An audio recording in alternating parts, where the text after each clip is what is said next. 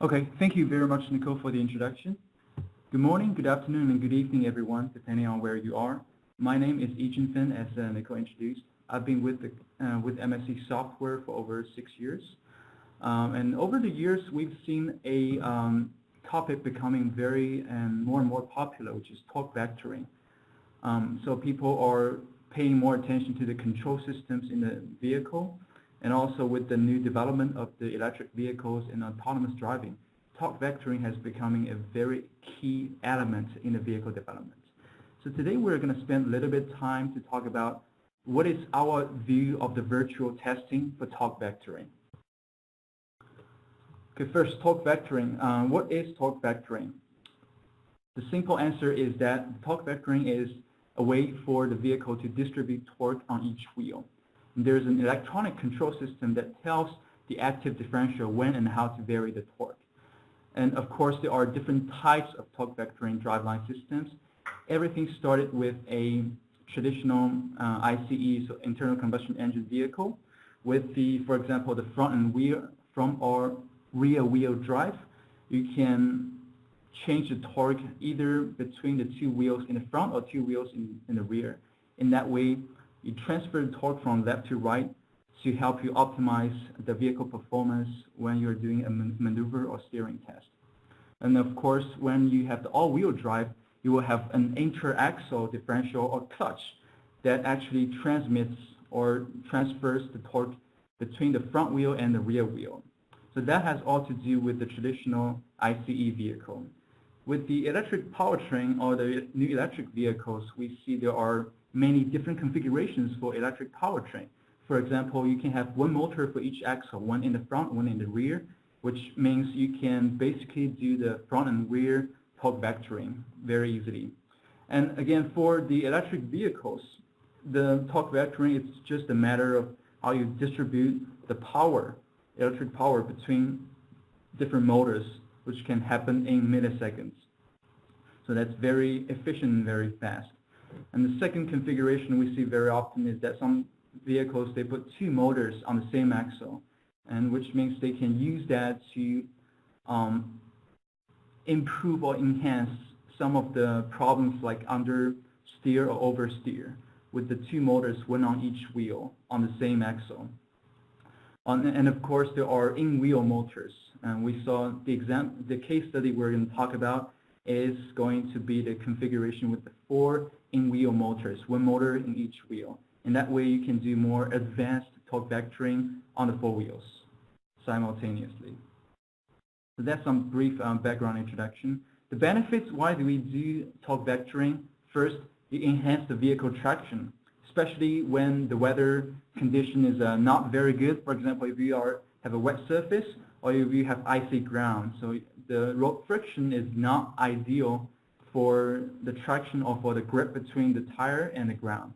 And in that case, by distributing the torque, you actually can reduce the slip ratio for certain wheels and enhance the overall vehicle traction. And to improve the, for example, the acceleration performance or the steering on the wet surface performance. So you can improve the vehicle performance with that. The second is that you can also improve the vehicle stability. For example, if there's like we mentioned before, if there's an understeer or oversteer, you can impose a corrective yaw moment to basically reduce that negative effects of the vehicle performance and improve the safety and stability of your passenger and the vehicle. And challenges, and of course, it comes with certain challenges in the vehicle development, especially for this new controller design. So for a controls engineer, if you're a controls engineer in the controls department, maybe your concern would be like, it's very difficult for me to find a very realistic model for me to evaluate that early in the design cycle. So I ended up having to really validate how the controller works when I have an actual prototype of the vehicle, which often happens very late in the design cycle. And if you want to change anything, it's very expensive to do that at that moment. And from a vehicle dynamics, like engineer's perspective, without a very realistic torque vectoring system, sometimes it's very hard for me to have an accurate assessment of my steering or handling performance. Or sometimes if you want to generate some of the road loads on the split move or like on the braking event, you often cannot get a very accurate results for some of the road loads analysis. So that also can somehow, which means it can affect the vehicle performance, or if you are trying to do simply vehicle dynamics. So it changes both ways. If you're not having a working virtual functional prototype early in the design cycle, you can have those listed challenges that we showed before. So how do we deal with that? What is the good way to do a virtual testing earlier in the design cycle? So you can avoid the expensive late design change, or you can have a more accurate vehicle dynamics model. So here's the workflow that we propose. First of all, you need to have an accurate full vehicle dynamics model, which means your vehicle dynamics model needs to be very representative of your actual vehicle. I mean, it's okay in the first beginning phase when you're just validating or when you're just doing the research on the methodology. You can use a more generic vehicle model. That's fine. But if you're really trying to do some development work on your actual controller algorithm or design, you need a vehicle model to be very robust and well correlated. So you make sure you're not just doing the controller for someone else's vehicle, for example. And second, you need to define the events you want to perform with this vehicle. Do you want to do the single lane change, an ISO double lane change, or you want to do a moves test, or brake on split move? What are some of the events you want to evaluate the vehicle performance on? And after you have those two defined, you need to have a controller model. The controller model is, it can be like, what is the control algorithms? Are you going to use a fuzzy yard moment controller? And also you want to think about something like which part are you going to control? What is the inputs and outputs between your vehicle dynamics model and your actual controller model? Are you trying to control the active differential, or are you controlling the clutch? Or in the case of an electric vehicle, are you controlling the actual electrical motor? So these are the things you want to think about before you can start performing those virtual validation. And after you have all those sorted out, then you would think about like what is, then you can proceed to the next step, is to perform the software in the loop, which means you connect your virtual dynamics model with your virtual controller model, and you validate the vehicle performance based on your criteria. Does it meet the performance? Is the vehicle spinning out? If it doesn't meet the criteria, then you would just go back and change the controller. If it does meet your performance, you can proceed to the next step. So you can either choose to do hardware in the loop, you can include, do some of the driving simulator, or you can incorporate the hardware controller into the system to do a more realistic evaluation for your new controller design.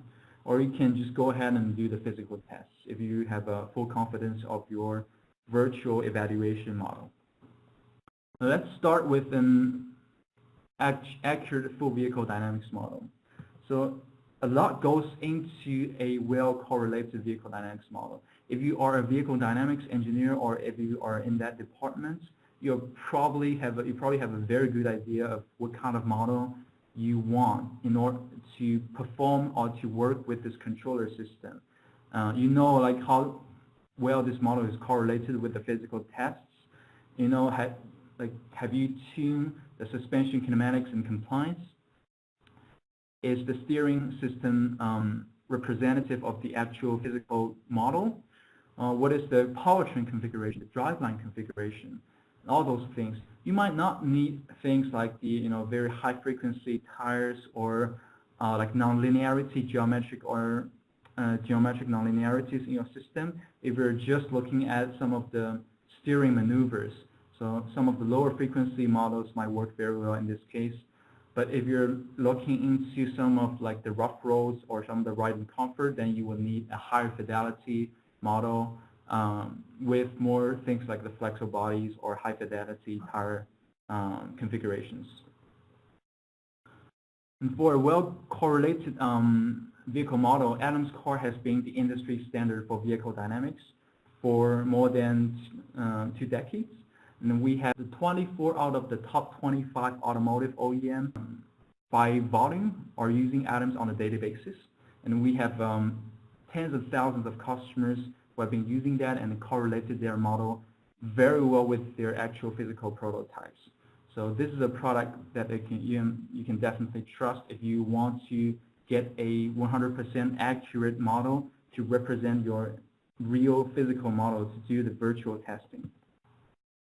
Maneuver events. What kind of maneuver events you want? In Atoms car, it comes with a set of standard events like the single lane change, ISO double lane change, step steer response, braking turn, straight line braking on split main road, to name just a few. And also, how do you validate your performance? So in all the Atoms car simulation, it comes with a set of standard results. For example, the yaw rate, lateral acceleration, lateral displacement, velocity, tire slip ratio, and other parameters for you to very easily or customize or visualize your vehicle performance and do the assessment that you want. Next, what is the controller model? How do you define the inputs and outputs? And how can you choose the controller model or the system that works with Atoms car if that's your choice of vehicle dynamics software? So we say that with this solution, you can connect with things like the EZ5, MATLAB, those controller software, or you can connect with any software that supports the FMI standard. FMI stands for Functional Markup Interface. It's an industry standard for cosimulation. And if you go to their website, you will find a list of controller software that supports that standard. For example, the Simulation X, AME Sim. So anything that supports the FMI, you can co-simulate between that and the virtual model of your atoms with the Atoms environment. So you can connect Atoms with any software that supports the FMI standard. And at that point, you also know like what you want to do to define the. You should know like what you want to do to define the inputs and outputs. How high fidelity you want the controller model to be. How complex you want it, or how realistic you want it to be. Next step, when you figure all those out, we go to the software in the loop and perform the co-simulation. So in the co-simulation, the two softwares will be talking to each other, and it will be communicating with parameters at each output step. For example, Atoms can tell the controller software that what is the current yaw rate, what is the wheel speed, what is the vehicle longitudinal speed, and based on those information, the controller will come up with a strategy or come up with a torque, and it will give to Atoms model to tell this virtual model what you should do based on the current situation. So it communicates with each other at each output steps to guarantee the maximum accuracy, basically to evaluate your controller in a very realistic way. And now we're talking about the software in the loop. If you want to move it up a little bit with a more realistic scenario, or if you want to include something like the driver in the loop, you want to test if the driver reacts in certain ways, how this controller is going to work, you can incorporate the hardware in the loop. For example, in this video you will see is a driving simulator that's driven, the physical model of this is driven by Atoms real time. So you can run everything in real time. And this environment you see here is constructed by a software called the VTD. It is a world-class environment simulation software. When you connect Atoms directly with the VTD, you can include or incorporate a driving simulator like this. So you can include your driver decision into the picture and see how the controller actually works. And at the same time, you can hook it up with an actual physical or hardware controller of the torque vectoring directly and see how that actually performs. If you're interested in that, let us know. We can provide you more information on every element that we talk about. One case study before we move on to the demonstration. Excuse me. Now, this case study is constructed by a paper from University of Waterloo, Canada. What they did is that they studied a torque vectoring control system for an electric vehicle with 4 in-wheel motors.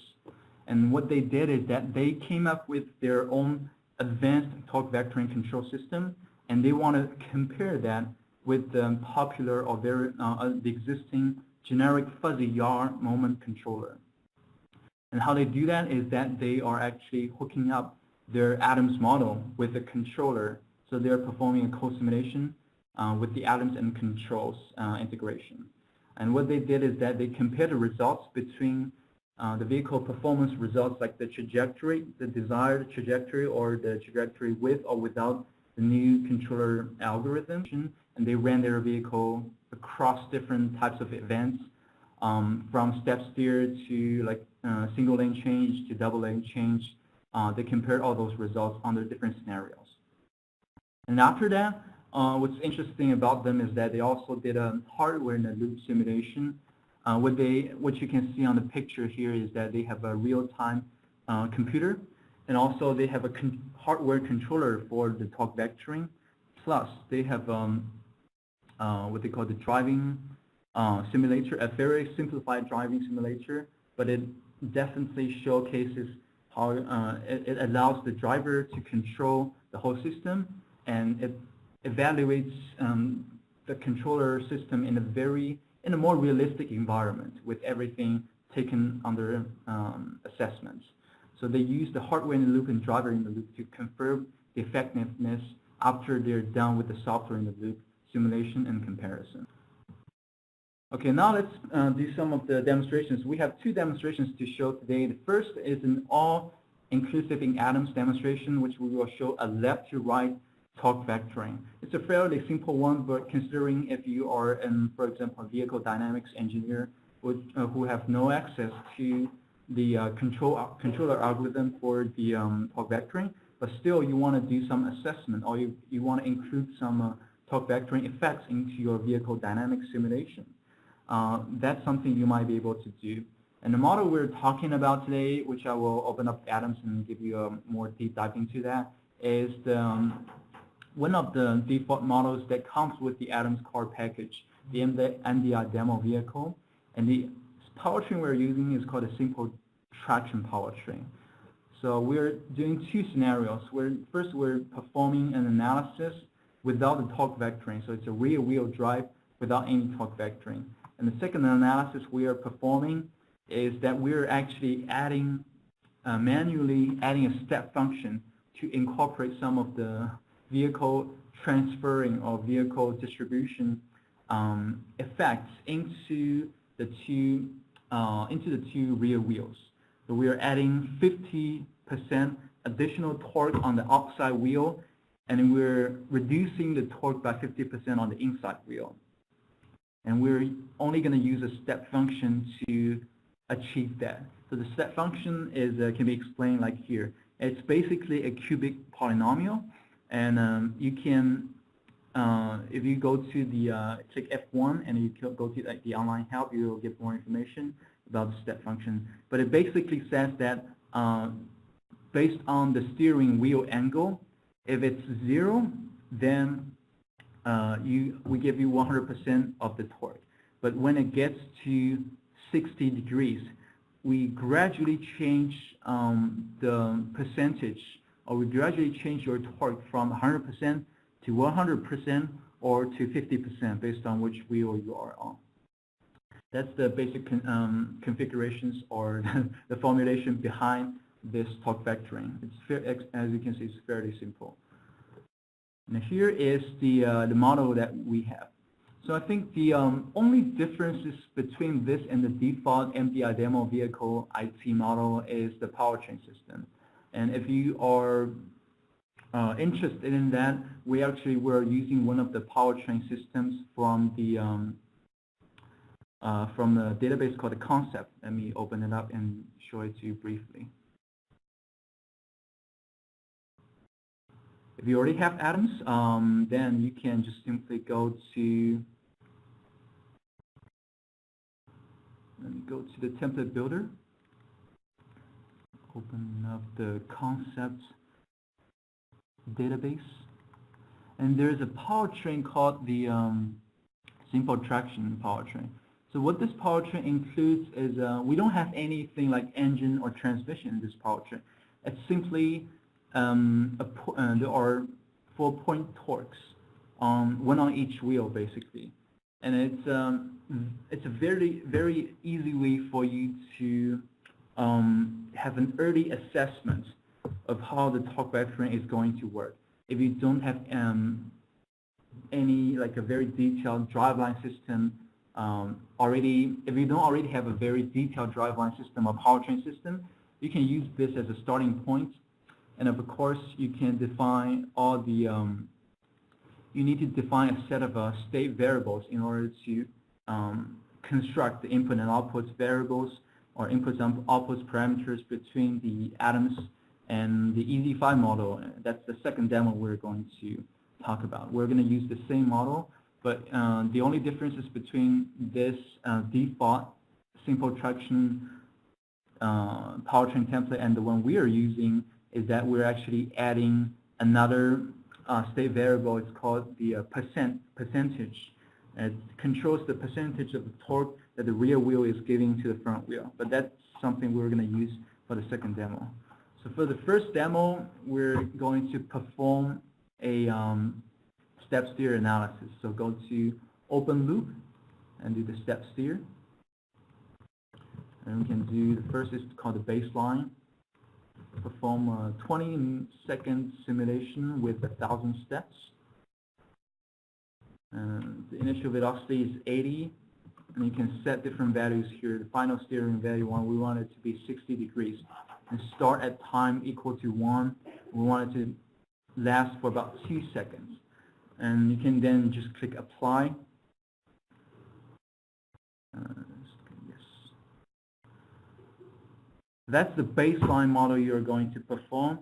That model includes, basically it's a rear wheel drive. It shows you how the vehicle is going to perform in a step steer scenario with the rear wheel drive configuration. Now the simulation is finished. And you can take a look at the results. We will show more detailed results later. And here's the step steer.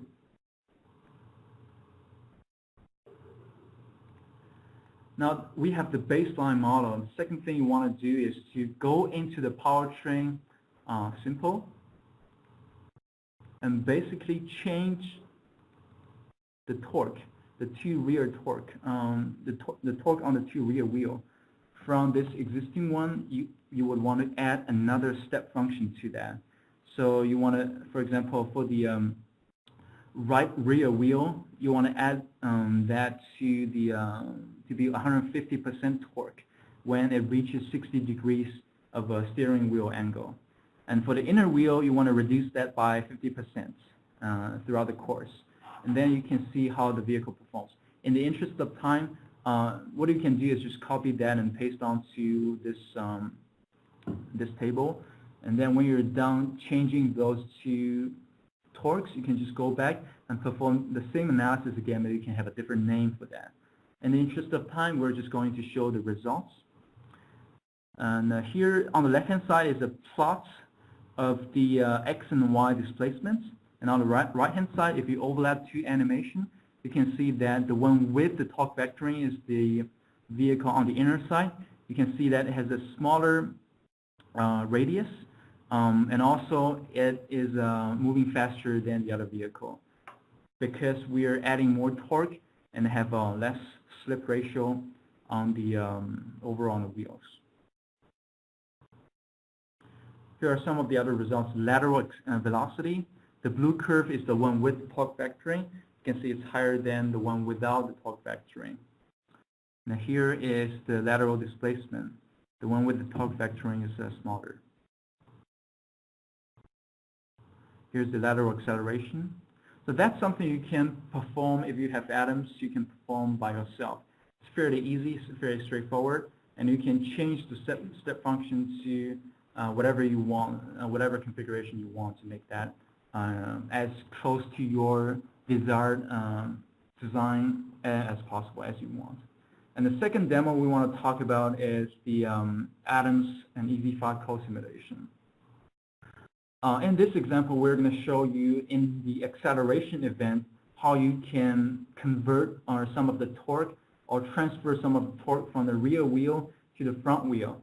And we will compare the two different results, the one without the torque vectoring, and the one with a little bit torque vectoring, and the one with the fairly significant torque vectoring. We'll compare the three results at the end and see how the vehicle performs.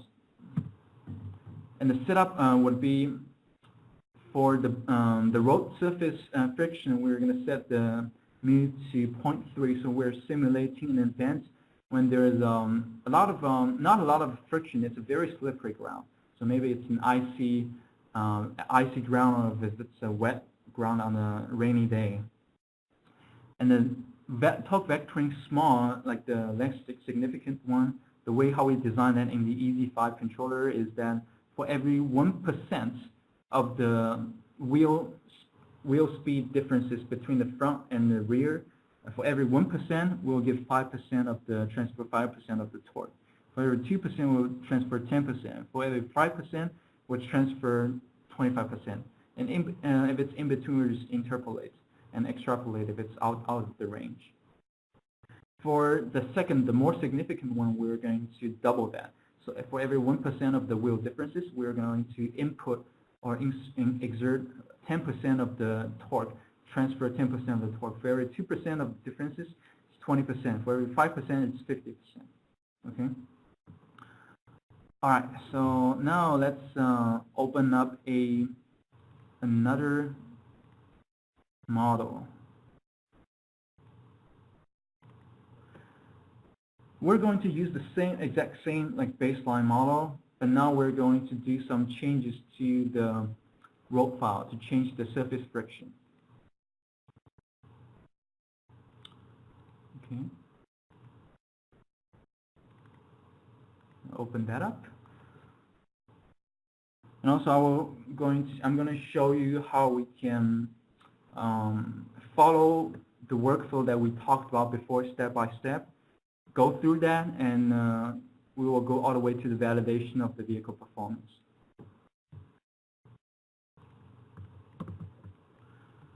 All right, so first let's evaluate, do you have an accurate full vehicle dynamics model? So since we're just use that as a demonstration for the methodology, this is not going to be representative, but at this point you should make sure that everything like in the suspension, in the steering system is very well correlated with your actual physical model. But for here, we're going to perform a baseline acceleration event to showcase that we're doing some investigation on the first step here for the vehicle dynamics model. Okay, and we're going to say that this is a baseline. We are going to perform a 10 seconds event with 1,000 steps. And it's going to be a straight line event, and we're starting with 20 kilometers per hour. Yeah, that's fairly reasonable. And for here, we'll choose the simulation mode as interactive. The start time is going to be 1 second. And let's set the goal. We want the longitudinal acceleration to be 0.3 g. And the gear, since we're not interested in the gear shift, there's no gear system here. We'll just change the gear position to be the largest one to avoid to see any kind of gear shift effect in the simulation. And to change the road friction, you can just right click here, go to edit, and change the mu from 1 to 0.3. It's one of the ways you can do it. And now let's take a look at the EZ5 model. So once you are done with the configuration of the vehicle dynamics model and the maneuver events, you want to evaluate your controller model. And this is the controller model that we're going to use to basically do the torque transfer from the rear wheel to the front wheel. And as you can see, it's a very simple, fairly simple controller system, but it gives you the idea of how we want to do that. This is basically to give you a quick look into the input and output. So here in the diagram, in the 1D diagram, we have illustration of the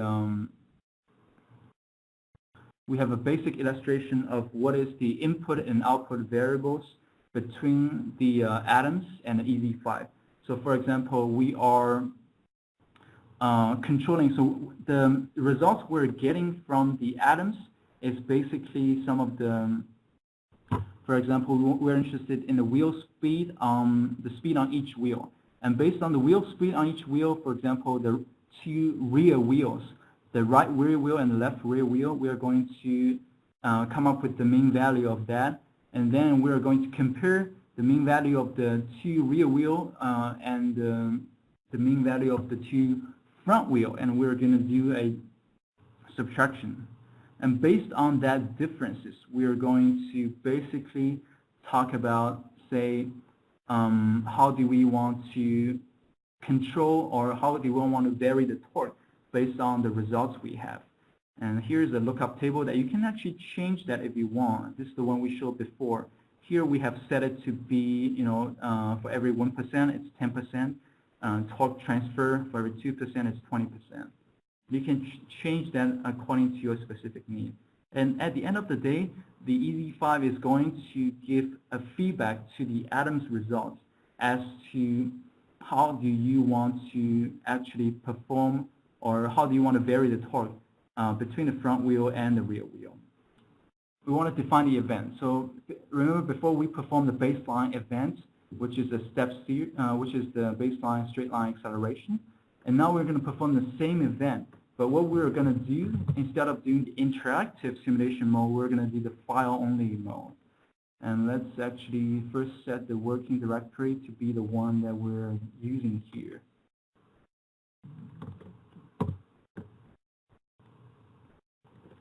The end time, we're going to do the exact same setup or configuration as the one we did before, 10 seconds with 1,000 output steps. And here we're going to do the file only.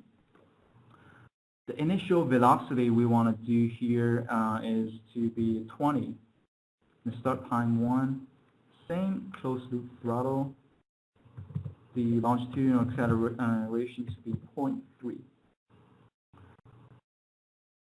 So here we're performing a file only. So we're preparing for the files and we're exporting the event that we want to use in a co-simulation environment. And here you can see under this directory there's no atoms model. And when I click this button,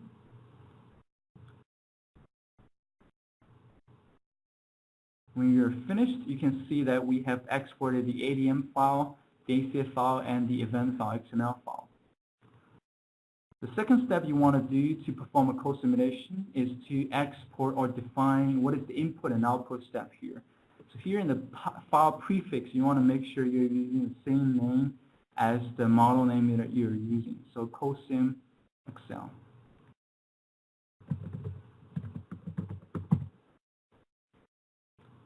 The input and output, like we showed you before in the EZ5 model.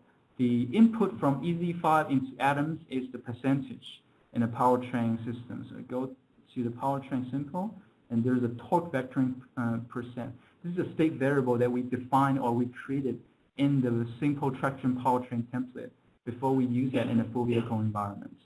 And the output from atoms into EZ5 are the following things. So first we want to get an idea of what is the longitudinal velocity of the vehicle. But we also want to know what is the speed of the vehicle on each wheel. So we are interested in the left front wheel, left rear wheel, the right front wheel, and the right rear wheel.